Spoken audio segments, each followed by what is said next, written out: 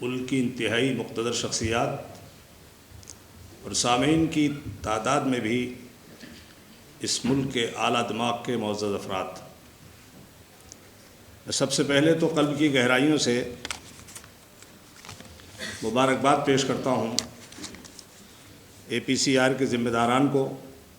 اور بالخصوص فخر ملت عالی جناب محمد ادیب صاحب کو، ندیم صاحب کو، انظر الباری صاحب کو اور ان کے تمام معاونین کو کہ آپ نے اس اہم موقع پر اس پرفتن اور پرختن دور میں اس عظیم الشان اجلاس اور اس مجلس مشاورت کا انعقاد کیا۔ عزیزو، 1000 2000 یا 10 20 ہزار کا مجمع اگر بلا لیا جائے، دماغ نہ ہو، اچھی شخصیات اور اچھی سوچ اور فکر نہ ہو تو کوئی معنی نہیں رکھتا۔ میں سمجھتا ہوں کہ آج ہندوستان کے مختلف صوبوں سے جن کو آپ نے بلایا ہے، اعلیٰ دماغ کے لوگ، ملت سے جڑے ہوئے لوگ اور ملی مسائل میں گہری دلچسپی رکھنے والے لوگ ہیں۔ وقت کی اہم ضرورت تھی، اور ایسے ماحول میں کہ انسان اس طرح کے اجلاس اور اس طرح کی تحریکات چلانے میں خوف اور ہراس کا شکار ہو رہا ہے، ڈر محسوس کر رہا ہے۔ آئیے ایم پی صاحب، مولانا محب اللہ ندوی صاحب کی دیکھیے قربانی ہے، تشریف لے آئے، یہ شروع کے سیشن میں بھی تھے اور ابھی بھی تشریف لائے، ان کا استقبال ہے۔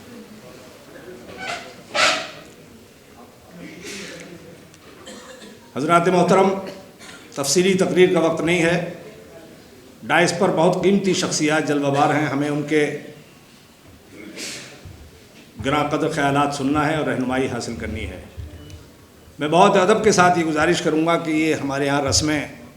بہت شاندار تقریریں واہواہی حاصل کرنے کا ایک لامتناہی سلسلہ ہے۔ ادیب صاحب، آپ نے جو پہل کی ہے اپنے رفقا کے ساتھ، آج ضرورت اس بات کی ہے کہ ہم آج کی اس کانفرنس سے کوئی مؤثر لائے عمل، دیر تلک اور دور تلک چلنے والی تحریک کا اعلان کریں، اور یہ تحریک ملک کے ہر صوبے میں، ہر ضلع میں، ہر شہر میں پہنچ جائے۔ اس کے لیے پہلی نشست میں بہت سے احباب نے آپ کو مضبوط تعاون کا یقین دلایا ہے۔ اتراکھنڈ کی جانب سے ہمارے 2 ڈویژن ہیں، اور الحمدللہ مجھے خوشی ہے، کماؤں ڈویژن اور گڑھوال ڈویژن، اور دونوں سے بھرپور نمائندگی ہے، تقریباً 15-16 لوگ دونوں طرف سے آئے ہیں، اور بڑی تعداد ہوتی۔ رمضان شعبان ہے، آج کی رات شب بیداری، کل بھی روزہ رکھتے ہیں، تو اس لیے یہ تعداد قلیل ہے، لیکن پھر بھی پورا میں یقین دلاتا ہوں محترم ادیب صاحب آپ کی اس تنظیم کو کہ جب جب آپ آواز دیں گے اور جب جب پکاریں گے ملی مسائل کے لیے، اتراکھنڈ انشاءاللہ شانہ بشانہ رہے گا اور آپ کی ہر آواز پر لبیک کہے گا۔ ہمیں آپ کی قیادت کی ضرورت ہے، آپ جیسے مخلص قائد کی ضرورت ہے۔ اتراکھنڈ کے حالات پہلی نشست میں ہمارے ساجد خان نے بتائے، بہت صحیح فرمایا کہ جو ہیڈ اسپیچز ہوتی ہیں اس میں ہمارے وزیر اعلیٰ کا غالباً، ہمارے وزیر اعلیٰ کی 73 یا 72 تقریریں ہیں جو زہر آلود اور انتہائی نفرت بھری تقریریں ہیں۔ گویا ہولڈ لگی ہے اس وقت 3 وزرائے اعلیٰ میں، آسام میں، مدھیہ پردیش میں، یو پی میں، اتراکھنڈ میں، اور وہ دل آزاری کرنے والے بیانات، وہ تکلیف دینے والے بیانات، عیدگاہ کی جو پورے شہر کی 60-70 سال پرانی عیدگاہ، 11 ایکڑ زمین تھی، سب وقف میں، مسجد، مزار، مدرسہ، قبرستان، اور بالکل ٹھیک اتنی ہی زمین ہمارے برابر میں، ہمیں اس پر کوئی شکوہ نہیں، نہ ہم نے کبھی جملے کو دہرایا، نہ ہم نے اپنی اس تکلیف کا اظہار کیا کہ بالکل ہم سے لگی ہوئی ہمارے برادران وطن کے پاس اتنی زمین، وہاں مندر، دھرمشالہ، 11 ایکڑ زمین ان کے پاس، وہ اپنا عمارت کا سلسلہ، اپنا تعلیمی سلسلہ، اپنا مندر، آشرم، وہ سب بنا رہے ہیں، بنا لیا، ان پر نہ کوئی جواب، نہ ان کے خلاف کوئی کارروائی، نہ ان پر کوئی حرف۔ ہم 50-60 سال پرانی عیدگاہ صرف 1.5 ایکڑ یا 12 بیگھہ زمین چھوڑی ہے، اور اس کے علاوہ عیدگاہ بھی جیسا کہ ذکر کیا 20-25 ہزار لوگوں کا اجتماع ہوتا ہے، وہاں عید کی نماز ہوتی ہے، محرم نکالے جاتے ہیں تعزیے، اور اس پر ایسے نفرت بھرے بیان کہ ہنومان 40واں پڑھا جائے گا، یہاں گنگا جل چھڑک کے اس کو پوتر کیا جائے گا، مطلب اتنے زہریلے اور دل آزاری کرنے والے بیان جو انتہائی تکلیف دیں۔ میں تو یہ سمجھتا ہوں کہ اب اس ملک میں قانون نام کی کوئی چیز نہیں رہی، اور اگر ہے تو دو قانون ہیں، اقلیتوں کے لیے اور ہیں، اکثریت کے لیے اور ہیں۔ کیا ہمارے بزرگوں نے اسی دن کے لیے یہ قربانیاں دی تھیں؟ کیا علامہ فضل خیر آبادی نے سب سے پہلا فتویٰ جہاد اسی لیے دیا تھا؟ کیا 70,000 علماء اکرام نے اپنی جانوں کی قربانیاں دیں اسی لیے دی تھی؟ اسی دن کے لیے ہم نے یہ آج جو اتنی عظیم قربانیاں تھیں ہمارے علماء نے مدارس نے ہم نے سوچا بھی نہیں تھا، ہم نے تصور بھی نہیں کیا تھا۔ بہرحال میں یہ کہتا ہوں، میرا یقین ہے اللہ کی ذات سے کہ جب کوئی فرعون پیدا ہوتا ہے تو اللہ اس کے خاتمے کے لیے موسیٰ بھی پیدا فرماتا ہے۔ جب فرعون کا، یزید کا اور نمرود و قارون کا غرور نہیں رہا تو انشاءاللہ جو موجودہ لوگ ہیں ان کی دہشت اور ان کا غرور بھی نہیں رہے گا۔ ہم ایک تاریخ رکھتے ہیں، ہندوستان کے وفادار ہیں، ہندوستان کے آئین کی عزت کرتے ہیں، عظمت کرتے ہیں۔ آج کے اس اجلاس کا خاص مقصد یہ ہونا چاہیے کہ آپ ایک منظم تحریک قائم کریں، اس کی شاخیں ضلعوں میں، صوبوں میں بنائیں، اور عید کے بعد سے اس کو، مجھے یقین ہے کہ جب آپ کی قیادت اٹھے گی، آپ کے معاونین چلیں گے تو پورے ملک کا مسلمان جو خاص طور پر مظلوم طبقات ہیں، ہمارے یعقوب بھائی ادھر بہت محنت کرتے ہیں، اتراکھنڈ میں ظلم تو ہو رہا ہے لیکن اس ظلم کے خلاف آواز اٹھانے والے لوگ بھی کم نہیں ہیں۔ حالات سے سہمے ہوئے لوگوں کو بتا دو، حالات گزر جاتے ہیں، ٹھہرا نہیں کرتے۔ انشاءاللہ تعالی ہمیں نجات ملے گی، اور میں اسی امید کے ساتھ پھر ایک مرتبہ مبارکباد پیش کرتا ہوں۔ ہمارے محب اللہ صاحب ہمارے پڑوس میں ہیں، MP بھی ہیں، کہ انشاءاللہ تعالی جب کبھی پکارا جاتا ہے تشریف لے آتے ہیں۔ یہ ملت کی مخلص قیادت بیٹھی ہے، آپ نے ایک گلدستہ سجایا ہے، اللہ رب العزت سے دعا ہے کہ اس گلدستے کو نظر نہ لگے اور مستقبل ہمیں بہتر رہنمائی حاصل ہو۔ رات کے اندھیرے کو مٹانے کے لیے جنریٹر چلانا اور جنریٹر سے رات کا اندھیرا مٹانا یہ سمبھو نہیں ہے، آپ کو صبح کا انتظار کرنا پڑے گا۔ مسلمان صبح کا انتظار کر رہا ہے، اس اندھیرے کو چیرتا ہوا ایک کرن آئے گا اور وہ سارے اندھیرے کو ختم کرے گا، ایک سورج نکلے گا، نیا سویرا ہوگا،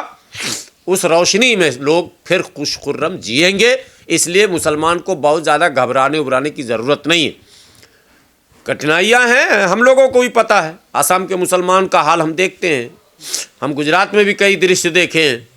ہم اتراکھنڈ میں بھی دیکھ رہے ہیں، لیکن ایک بات پھر بھی کہہ رہے ہیں، مسلمانوں کے پاس جو سب سے بہترین راستہ ہے وہ یہی ہے کہ وہ صبر کرے، انتظار کرے، ویٹ اینڈ واچ۔ کوئی ہم کو فورس نہیں بنانا، کوئی آرمی نہیں بنانی، کوئی پرتکریا زیادہ نہیں دینی۔ دیپک جیسا سورج، نام ہی نہ دیپک ہے بھائی، دیپک کا مطلب ہی اجالا، ویسے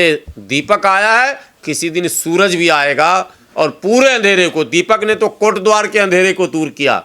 لیکن ایک سورج بھی آئے گا، جو سورج سنگھ ہوگا یا سورج جاٹو ہوگا یا سورج یادو ہوگا یا سورج سینی ہوگا یا سورج بگھیل ہوگا یا سورج کشواہا ہوگا، کچھ ہوگا، لیکن وہ بھی کہے گا کہ میں محمد سورج ہوں، سمجھ جانا سورج نکل گیا۔ مسلمانوں کو انتظار کرنا ہی پڑے گا۔ ہمارے اس دیش کا تانا بانا بھی بہت مضبوط ہے، یہ تعداد ان کو جٹانا پڑتا ہے بھائی، 10 شہر سے لاتے چنٹو پنٹو کو جمع کر کے۔ دلی دنگے میں بھی انہوں نے 10 شہر سے لایا تھا بلا کے، ہر دنگے میں 10-20 شہر سے پہنچتے ہیں، استھانیہ لوگ نہیں کرتے، استھانیہ لوگوں نے وروධ کیا۔ یہ الگ بات ہے کہ دیپک کو جتنا ساتھ استھانیہ لوگوں کا ملنا چاہیے وہ نہیں ملا، اس سے ہم نراش ضرور ہیں، لیکن اتنے نراش نہیں ہیں کہ دیپک جیسے اور دیپک نہیں جلیں گے اس دیش میں۔ دیپک کو سلام، دیپک کو تھینک یو، دیپک کو پرنام، اور دیپک جیسے سبھی ویر سپوتوں کو سلام۔ جہاں سے میں تعلق رکھتا ہوں وہاں گیان واپی مسجد کا جو مسئلہ پورے عالمی پیمانے پر شہرت رکھتا ہے اور جس کی تفصیلات میں نے مختصراً پہلے سیشن کے اندر رکھی تھیں، اور ضلع پرشاسن، میڈیا اور جوڈیشری اور پھر جو عدلی وہاں کے پرشاسن کے، حکومت کے لوگ، اس طریقے سے ہر طرف سے کیسی مایوسی کا سامنا کرنا پڑ رہا ہے، اس پر میں نے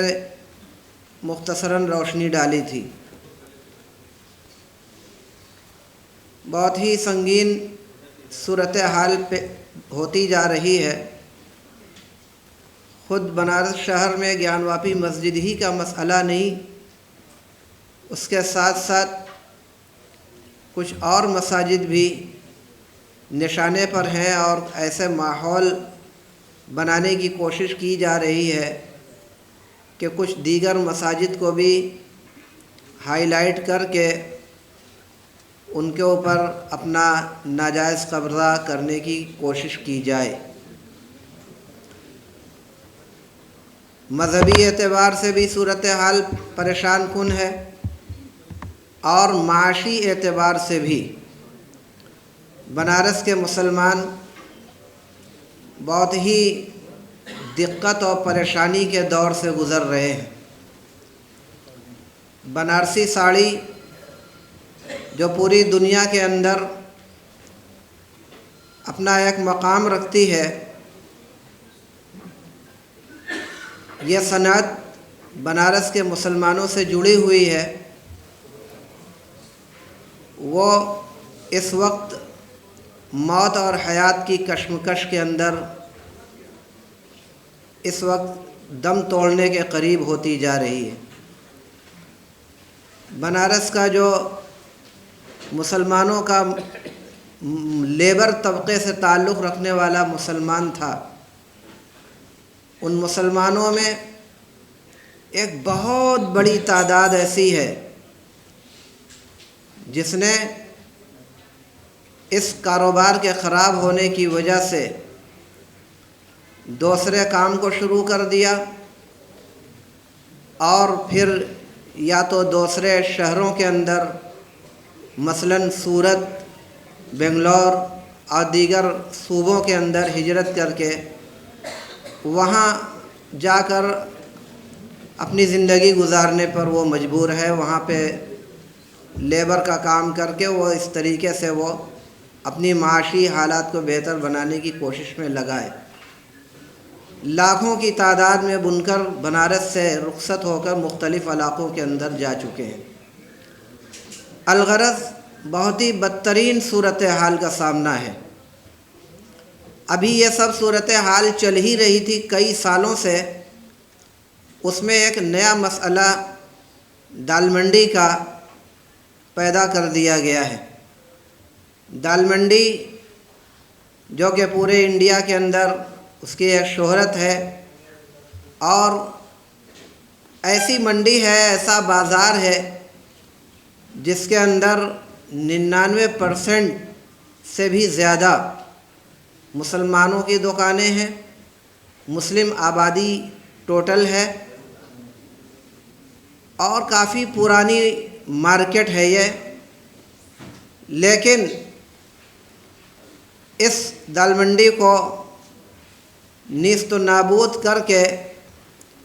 چوڑی کرڑ کا پروگرام یہاں پہ بنایا گیا، اور یہ کہا گیا کہ کافی تنگ راستہ ہے، مندر میں جانے کے لیے شردھالوؤں کو کافی دقتوں کا سامنا کرنا پڑتا ہے، اس لیے ہمیں اس کا چوڑی کرڑ کرنا بہت ضروری ہے۔ اس کے خلاف وہاں کے باشندگان نے آوازیں بلند کی۔ خود میں نے وزیر اعظم ہند، صدر جمہوریہ اور وزیر داخلہ اور دیگر ذمہ داران کو میں نے لیٹر لکھ کر اس کی دقتوں سے بھی آگاہ کیا، اور گزارش کی کہ اس پروگرام کو واپس لیا جائے۔ کافی دقتوں کا سامنا کرنا پڑ سکتا ہے، لیکن کسی نے بھی میری درخواست پہ غور نہیں کیا، اور آج وہ پروگرام شروع کیا جا چکا ہے۔ جن لوگوں نے اپنے مکانات پر اسٹے لے لیے تھے ہائی کورٹ سے، تو ان مکانات کے لوگ تو فی الحال ابھی ایسا ان کے ساتھ چھیڑ چھاڑ نہیں کی گئی ہے، لیکن جن لوگوں نے اسٹے نہیں لیا تھا ان کو کسی نہ کسی کمزوری کو دکھلا کر، ڈرا کر، دھمکا کر مختلف طریقوں سے ایسے ماحول پیدا کیے گئے کہ مجبوراً ان لوگوں نے رجسٹری کر دی۔ اور پھر توڑ پھوڑ کا سلسلہ وہاں پہ چل رہا ہے۔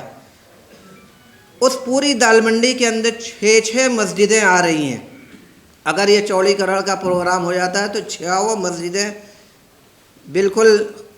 یا کچھ تو بالکل ہی ختم ہو جائیں گی اور کچھ آدھا سے زائد چلی جائیں گی۔